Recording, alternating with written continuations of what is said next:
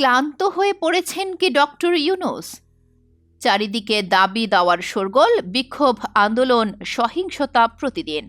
প্রত্যাশার ঊর্ধ্বমুখিতা, আইন শৃঙ্খলার অবনতি এবং দ্রব্যমূল্য ইস্যুতে জনমনে আস্থার সংকট। সেই সাথে রাজনৈতিক দলের নানামুখী চাপে ক্লান্ত হয়ে পড়েছেন কি ডক্টর ইউনূস? রাজনৈতিক দলগুলো না চাইলে সংস্কার হবে না, তারা চাইলে নির্বাচন দিয়ে দেব। ডেইলি স্টারকে দেওয়া এক সাক্ষাৎকারে ডক্টর ইউনূসের এমন বক্তব্যে হতাশ হয়েছেন অনেকেই।